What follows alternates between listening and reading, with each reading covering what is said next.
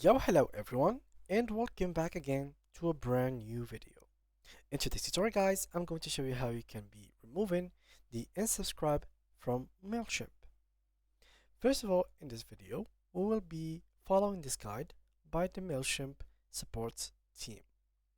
So, first of all, the unsubscribe success page includes an unsubscribe reason survey where subscribed contacts can tell you why they don't want to receive your content anymore.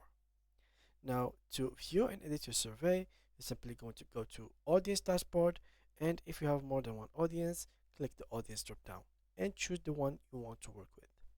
Click the Manage Audience drop down, then choose Sign Up Forms that are basically related to them. Then scroll to the Form Builder file, then click on Manage Forms. This is very important to follow step by step because every key step will be followed by another. One mistake will take you to a different place than this one that is existing on this article.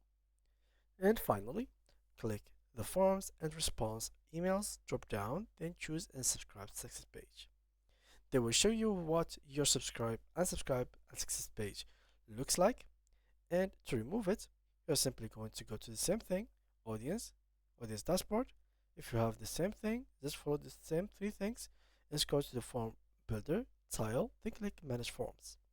Click the Forms and Response Emails drop down, then choose Unsubscribe Success Page.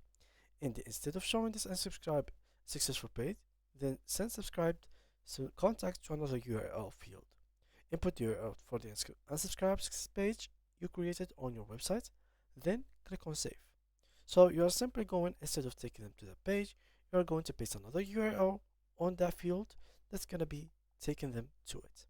And yeah, that's pretty much it. Thank you guys, and see you in the next video.